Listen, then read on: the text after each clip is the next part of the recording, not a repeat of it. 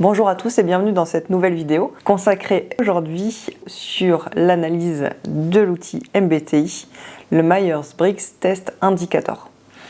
On a vu lors de précédentes vidéos les deux premières paires de préférences, extraversion-introversion et puis sensation-intuition.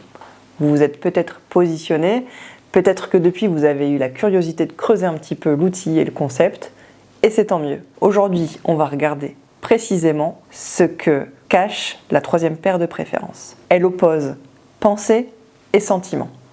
Puisque c'est un outil plutôt américain, puisqu'il a été repris par les disciples de Jung, les lettres qui correspondent à la paire de préférences pensée-sentiment sont reprises par les terminologies anglaises, donc on parlera de T et de F.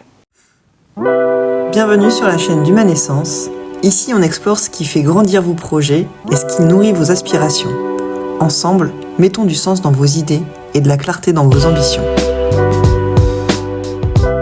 Les personnes qui ont une préférence pour la pensée, donc le T, ont plutôt tendance à valoriser l'atteinte du résultat, l'objectif clair, la vérité et l'efficacité. Elles ont plutôt tendance à être très efficaces, redoutables, des machines de guerre au travail, mais bien souvent, elles oublient un élément essentiel, les gens.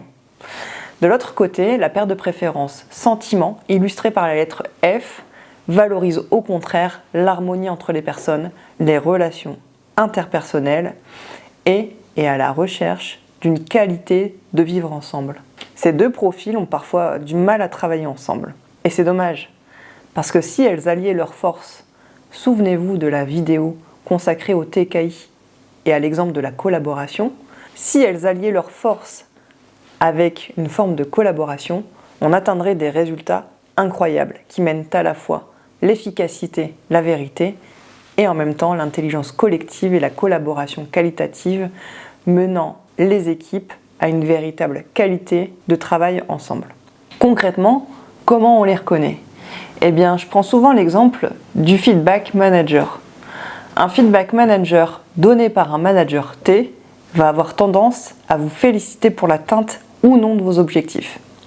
Un feedback donné par un manager F va au contraire valoriser le cœur que vous mettez à l'ouvrage, le fait que vous particulièrement vous vous illustrez grâce à un trait de votre personnalité dans tel ou tel domaine ou dans telle ou telle tâche et la collaboration, la fédération, l'adhésion que vous réussissez à créer autour de vous auprès des autres collaborateurs. Vous voyez, c'est pas du tout la même langue. Et parfois encore, ça crée des malentendus. Alors si vous voulez savoir dans quelle école vous êtes, les T ou les F, bien évidemment, en ayant à l'esprit l'intégralité de votre profil MBTI, je vous invite à passer votre MBTI avec moi et à ainsi faire de vos préférences une vraie force de collaboration. Faites un pas de plus vers ce qui vous inspire et n'oubliez pas, tout commence par une idée. À bientôt.